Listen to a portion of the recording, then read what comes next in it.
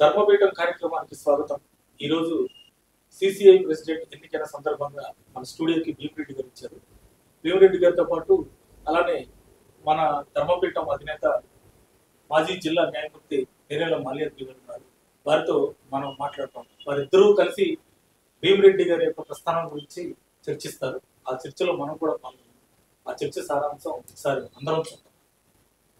నమస్కారం అండి. నమస్కారం భీమిరెడ్డి గారు. నమస్తే అండి. ధన్యవాదాలు. ఈరోజు ఎంత శుభదినము. మీరు సిసిఐకి తెలంగాణ రాష్ట్ర అధ్యక్షులుగా ఎన్నికైన సందర్భంగా మీతో మాట్లాడటం మాకు ఆనందం. గతంలో మీరు అనేక కార్యక్రమాలు కన్జ్యూమర్స్కి సంబంధించి చేశారు. దాంతోపాటు ఈ రెడ్ క్రాస్ చైర్మన్గా హైదరాబాద్ డిస్ట్రిక్ట్కి బ్లడ్కి సంబంధించి అనేక సేవా కార్యక్రమాలు చేశారు. ముందుగా మీకు శుభాభినందనలు. కొత్తగా ఎన్నికైనందుకు మీరు రెడ్ క్రాస్ చైర్మన్గా ఉంటూ ఈ పదవి తీసుకున్నారు. ఈ పదవి ద్వారా ఏమేం కార్యక్రమాలు మీరు చేయాలనుకుంటున్నారు? అసలు ఎందుకు ఈ పదవిని మీకు తీసుకొని ముందుకెళ్తున్నారు? ముందుగా మీరు మాకు ఆశీర్వాదం ఇవ్వాల్సిందిగా కోరుతున్నాను. నేను ఇండియన్ రెడ్ క్రాస్ సొసైటీలో హైదరాబాదులో గత 10 సంవత్సరాల నుంచి పనిచేస్తూ ఉన్నాను. దాంట్లో నేను చైర్మన్గా ఉన్న సమయంలోనే కరోనా కూడా రావడం, ఇంకా ఉధృతంగా నేను సేవలు చేసేసి ప్రజల్లోతో సుముఖమయ్యాను. కాబట్టి ఇక్కడ జరుగుతున్నటువంటి సమాజంలో జరుగుతున్నటువంటి కల్తీలు, అవకతవకలు విధానాలను, అంటే ఈ యొక్క అవకతవకలు కానీ కల్తీల మీద ప్రజలకు అవేర్నెస్ తేవాలని ఆల్రెడీ మేము Indian red cross society youth red క్రాస్లో, జూనియర్ రెడ్ క్రాస్లో కలిసి 1,60,000 మంది స్టూడెంట్స్ మాకు హైదరాబాద్లో ఉన్నారు. చాలా మటుకు అవగాహన సదస్సులు ఏర్పాటు చేస్తూ ఉంటాం. సిపిఆర్, ఫస్ట్ ఎయిడ్ లాంటి కార్యక్రమాలు చేస్తూ వాళ్ళకి అవేర్నెస్ తేవాలని. అదేవిధంగా యువత మేల్కొంటే ఏదైనా సాధిస్తుందనే దాంట్లో భాగంగా నాకు ఆలోచన, ముఖ్యంగా యువతకు ఒక 25,000 మందికి ఇయర్లో, ఒక సంవత్సరంలో నేను 25,000 మందికి అవేర్నెస్ క్లాసెస్ ఇవ్వాలనే ఆలోచనతో ఉన్నాం. వచ్చే సంవత్సరం 25 సంవత్సరాలు సిసిఐ స్థాపించి 25 సంవత్సరాల ఉత్సవాన్ని ఇక్కడ పెద్ద ఎత్తున చేసి యువతకు ఈ యొక్క అవకాశాన్ని కల్పించాలనే ఆలోచనతో నేను ఈ అవేర్నెస్ చేయాలనే ఆలోచనతోనే ముందుకు పోతా ఉన్నాను. మరి రాష్ట్రంలో అన్ని జిల్లాల్లో కమిటీలు, మళ్ళీ రాష్ట్ర కమిటీ ఏర్పాటు చేయటం, అది మహత్తరమైన కార్యక్రమం మీ మీద ఉంది. దాన్ని ఎప్పుడు తీసుకుంటున్నారు, ఎలా చేయబోతున్నారు? అంటే ఆల్రెడీ నిన్ననే మేము సెలెక్ట్ అయ్యాను. మేము కూడా కొంతమంది పేర్లను కూడా నేను అధిష్టానానికి పంపడం జరిగింది. మాకు నేషనల్ బాడీ డిక్లేర్ చేస్తుంది. నేషనల్ ప్రెసిడెంట్ ప్రీతి మేడం గారు ఎలక్షన్స్ ఆఫీసర్గా నియమితులయ్యారు. వారే ఇవన్నిటిని కూడా డిక్లేర్ చేస్తారు. ఆ తర్వాత జిల్లాలు కూడా డిక్లేర్ చేస్తారు. 25 మందిని మేము టీం తయారు చేసేసి ప్రతి జిల్లాలో, ప్రతి కాలేజ్ కానీ, స్కూల్స్ కానీ, యువజన సంఘాలకు ఫస్ట్ అవేర్నెస్ ప్రోగ్రామ్ చేయాలనేది ఆలోచన. చాలా మంచి విషయం చెప్పారండి.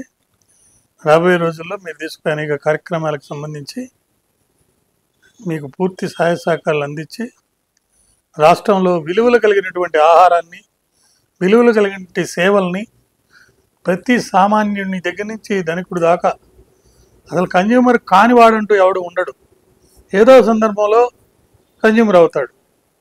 అప్పుడు వాడికి అందాల్సిన సేవలు దొరకనప్పుడు ఖచ్చితంగా న్యాయపరంగా, ధర్మపరంగా, అదేవిధంగా త్వరితగతిన వారికి న్యాయం అందించేందుకోసం మీరు కృషి చేస్తారని, చేసి వాళ్ళకు ఉన్నటువంటి సబ్బందులు అన్నింటినీ కూడా మరి తప్పకుండా తొలగిస్తారని చెప్పేసి నేను ఆశిస్తున్నాను.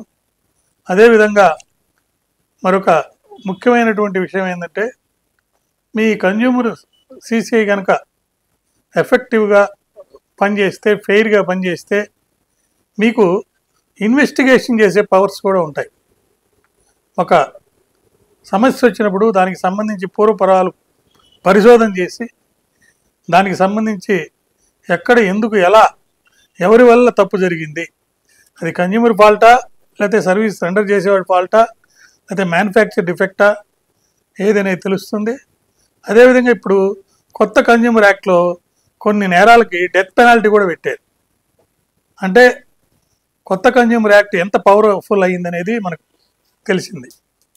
అదేవిధంగా కన్జ్యూమర్ కోర్ట్స్ ఇటు డిస్ట్రిక్ట్ కానీ, లేకపోతే స్టేట్ లెవెల్ కానీ, నేషనల్ లెవెల్లో కానీ వాళ్ళకి ఇంప్లిమెంటింగ్ అథారిటీస్ కూడా ఉన్నారు ఇప్పుడు.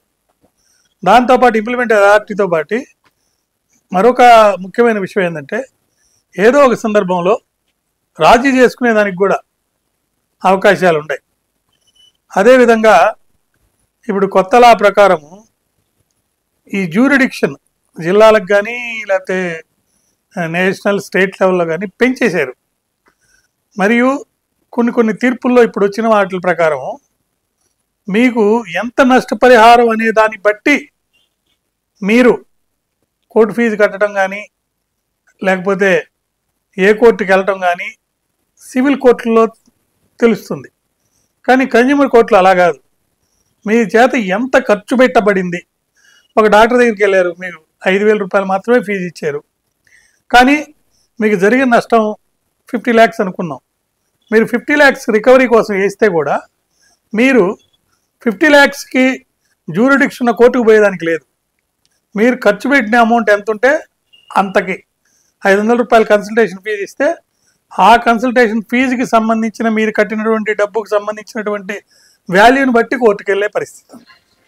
ఇది గమనించి ఎక్కువ మంది సామాన్యులే మీ దగ్గరికి వస్తారు కాబట్టి వాళ్ళకి సేవలు అందించేటప్పుడు వాళ్ళ యొక్క స్థితిగతుల్ని, కష్టాలని, కులమత జాతి ధన భేదాలు లేకుండా వాళ్ళందరికీ మన ఆచారాలు, పద్ధతుల ప్రకారం వాళ్ళ సమస్యను అవగాహన చేసుకుని వాళ్ళ గనక మీరు న్యాయం కనుక త్వరితగతిన అందిస్తే ఇది 3 పువ్వులు 6 కాయల్లాగా ఈ సంస్థ పెరుగుతుంది, సంస్థతో పాటు ప్రజలకు న్యాయం కూడా జరుగుతుందని మీకు చెప్తూ సెలవు తీసుకుంటున్నాను. నమస్కారం. మీరు స్కౌట్స్ అండ్ గైడ్స్లో కూడా అనేక సేవలు అందించున్నారు.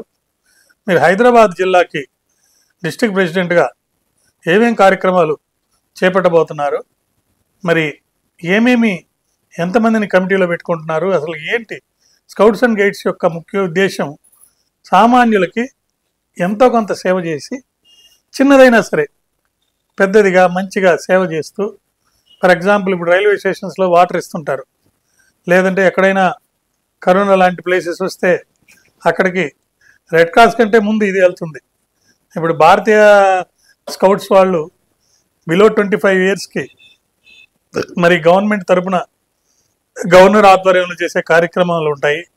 మరి అబౌట్ 25 years అయినప్పుడు వాళ్ళని ఇండియన్ స్కౌట్స్ అండ్ గైడ్స్లో మరి భాగమైనటువంటి state level Telangana scouts and guides ఆధ్వర్యంలో చేసే కార్యక్రమాలన్నింటినీ మీరు ఒక జిల్లా నాయకుడిగా ఎలా ముందుకు తీసుకెళ్లాలనుకుంటున్నారు? కమిటీలో ఉన్న వాళ్ళందరినీ ఏకతాటిపై తీసుకెళ్ళి ఇక్కడున్న సమస్యలను పరిష్కరించి వాళ్ళకి సేవలు అందరికీ ఆ దైవానుగ్రహంతో వీలైనంత త్వరగా అందిస్తూ సామాజిక న్యాయం, సంక్షేమ న్యాయం వాళ్ళకి అందజేస్తారని ఆశిస్తున్నాను. మీ యొక్క అమూల్యమైనటువంటి ఈ సేవల గురించి చెప్పండి. నాపై అంటే జిల్లా అధ్యక్షునిగా నన్ను నియమితులు చేసినటువంటి ప్రత్యేకమైన ధన్యవాదాలు. ఎందుకంటే మేము చేస్తున్నటువంటి ఇండియన్ రెడ్ క్రాస్ ద్వారా చేస్తున్నటువంటి యువత కార్యక్రమాలు, సేవా కార్యక్రమాలు, వాలంటీరిజం, అవేర్నెస్ ప్రోగ్రామ్స్ చేస్తున్నాం కాబట్టి నేను చేస్తాను అనే నమ్మకంతో నాకు అధ్యక్ష పదవి ఇచ్చారు. నేను దీంతో పాటు రెడ్ క్రాస్తో పాటు యువతను మీరిచ్చినటువంటి సబ్జెక్టు ప్రతిదానికి కూడా నేను కట్టుబడి ఉండి రాష్ట్రంలోనే మొదటి స్థానానికి తీసుకురావడానికి నేను యువతను నెలకొల్పి యువతకు అవేర్నెస్ తెస్తూ ఈ కార్యక్రమాలు చేయడానికి నేను ముందుకు వస్తానని చెప్పి నేను world human consumer children rights and service ఆర్గనైజేషన్లో అనేక కార్యక్రమాలు కరోనా వచ్చిన తర్వాత కరోనా సందర్భంగా చేపట్టాము. దానికి గ్లోబల్ ప్రెసిడెంట్గా మనం 7 దేశాల్లో మన యొక్క సంస్థ ఉంది. Human rights, consumer rights, children rights అన్నిటినీ కూడా ఒక తాటిపై తీసుకొచ్చి అటు రైట్స్ అండ్ సర్వీసెస్ రెండు కూడా అందించాలని చెప్పి మనం అనేక కార్యక్రమాలు చేస్తున్నాము. మీకు ఇప్పుడు రాష్ట్ర లెవెల్లో మీకు పదవి ఉంది, కానీ మిమ్మల్ని నేషనల్ లెవెల్లో ఉపాధ్యక్షులుగా చేయాలని మేము అనుకుంటున్నాము. ఈ సందర్భంగా మీకు మన వ్యాక్రో అంటే world human consumer children rights and service ఆర్గనైజేషన్లో మీకు తెలిసిన విధంగా ముఖ్యంగా ఎవరి వద్ద నుంచి ₹1 కూడా ఏ సందర్భంలో డొనేషన్స్ సందర్భంగా కానీ పోస్టులు ఇచ్చిన సందర్భంగా కానీ తీసుకోకుండా అందరినీ ఏకతాటిపై తీసుకొచ్చి వాళ్ళ యొక్క అమూల్యమైనటువంటి సేవల్ని మనం అటు కరోనా పీరియడ్లో అందించాము. తర్వాత కరోనా తర్వాత కూడా అనేక కార్యక్రమాలు చేపట్టాం. మనకు అనుబంధ సంస్థలైనటువంటి అనేక సంస్థలు సాహితీ రసస్రవంతి ప్రతి బుధవారం నాడు, ప్రతి ఆదివారం నాడు మరి మనం ఈ కవులు మళ్ళా టీచర్స్ వీళ్ళందరినీ కలిపి జూమ్ ద్వారా ప్రతి వారం మనం అనేక కార్యక్రమాలు జరుపుతున్నాం. అదేవిధంగా గజల్స్కి ఒక ఆర్గనైజేషన్ ఉంది, ఉత్కల్ సేవా సంస్థని ఒరిస్సాలో పెట్టాము. అది కాకుండా ఓన్లీ ఫర్ బ్లడ్ డొనేషన్స్కి వ్యాక్రో బ్లడ్ ఆర్గనైజేషన్ ఒకటి పెట్టి బ్లడ్ డొనేషన్ కూడా ఉచితంగా చేస్తున్నాం.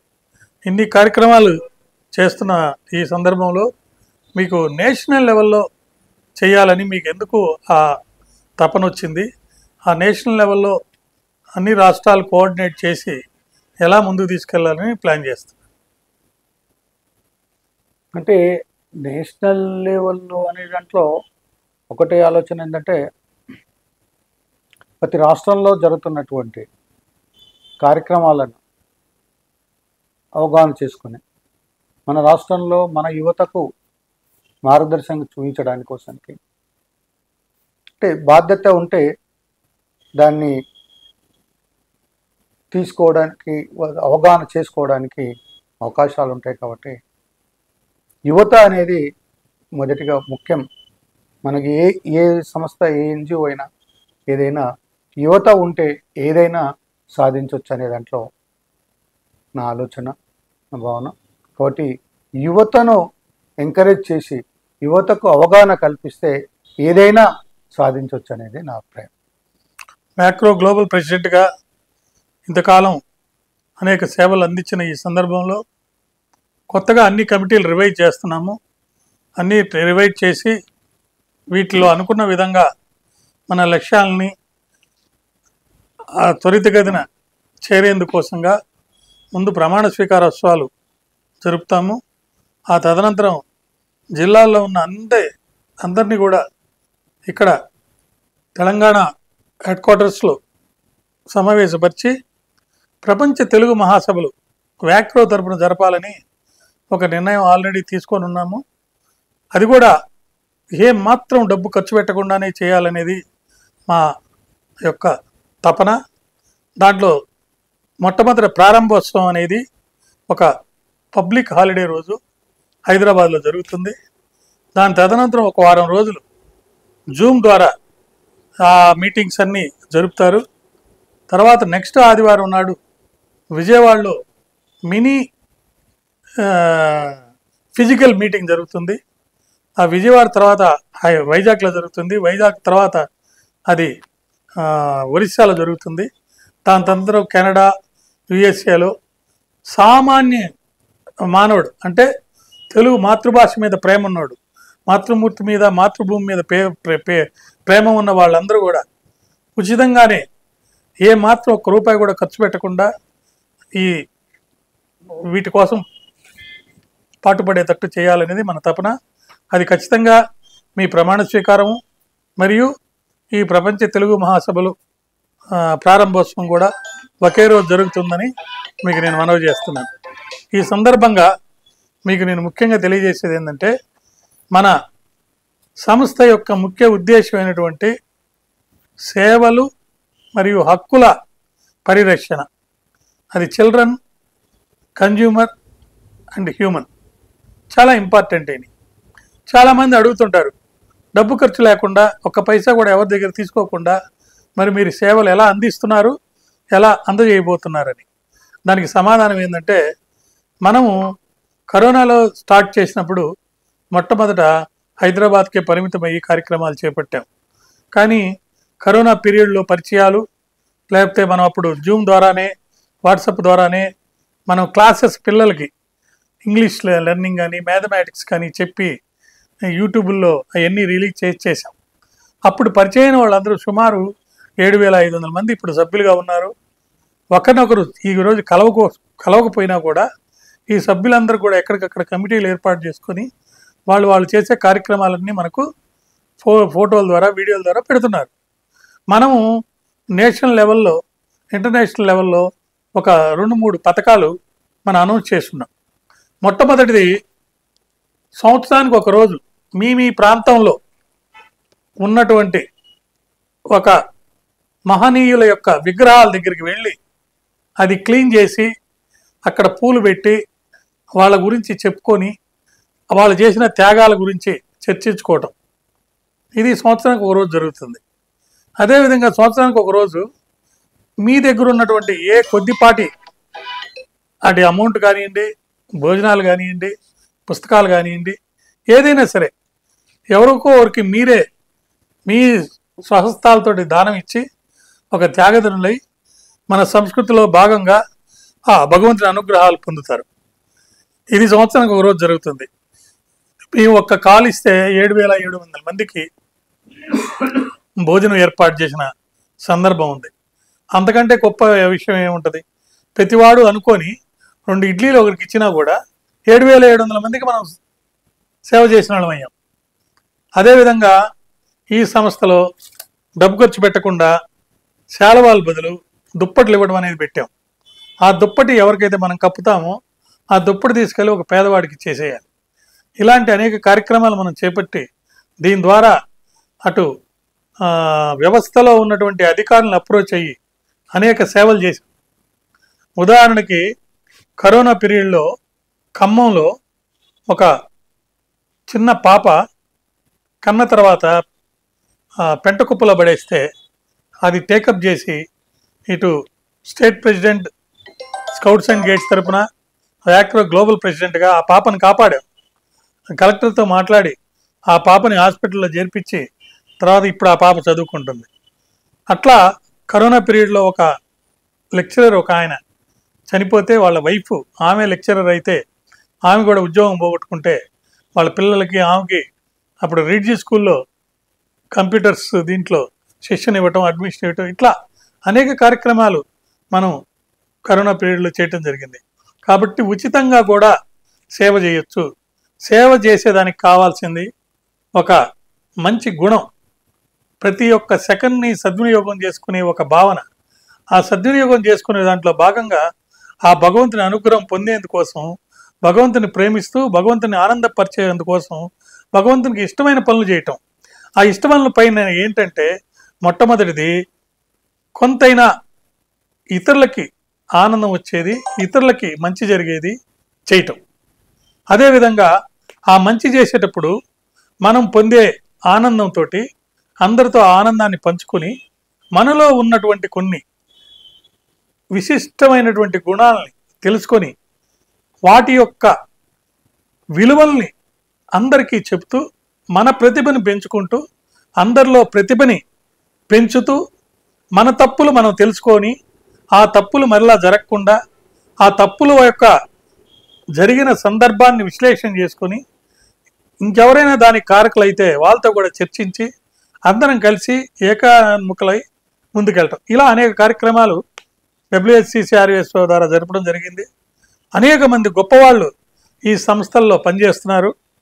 ఉదాహరణకి ఖమ్మం జిల్లా అధ్యక్షుడు ఆయన శ్రీనివాసులు గారు, ఆయన యొక్క లైఫ్ హిస్టరీని ఇంటర్మీడియట్ పుస్తకంలో పిల్లలకి పాఠ్యాంశంగా పెట్టారు. ఆయన జిల్లా అధ్యక్షుడిగా ఉన్నాడు.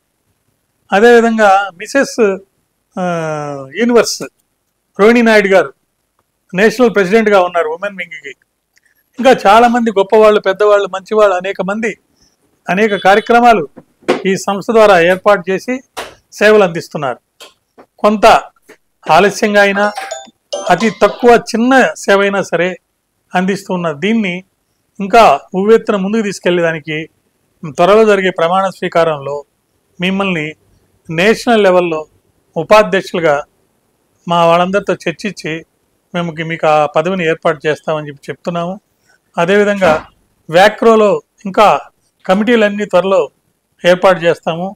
మీరు ప్రతి శనివారం, ప్రతి ఆదివారం నాడు, బుధవారం నాడు జరిగే కార్యక్రమాలకి మీరు ఖచ్చితంగా హాజరయ్యి, పోయినసారి ఈమె హాజరైంది, అట్లే ముఖ్య అతిథిగా కూడా హాజరవ్వాలని చెప్పి కోరుకుంటున్నాను. అట్లా ప్రతి శనివారం నాడు పాడుతా తీయగా అని చెప్పి పాటల పోటీలు జరుగుతాయి. దాంట్లో కూడా అనేక మంది ఉత్సాహవంతులైన పిల్లలు వచ్చి పాడి వాళ్ళ యొక్క స్కిల్స్ని డెవలప్ చేసుకుంటున్నారు. నాకు అనేక కార్యక్రమాలు త్వరలో జరగబోతున్నాయని తెలియజేస్తూ, మన భీమిరెడ్డి గారు రంగారెడ్డి జిల్లా అధ్యక్షులుగా అనేక కార్యక్రమాలు చేస్తూ ఉన్నారు. త్వరలో 22వ తారీఖు అండి, ఈ నెల 22వ తారీఖు ఆయన ఆధ్వర్యంలో ఇక్కడ ఒక మంచి కార్యక్రమం చేపడుతున్నాము.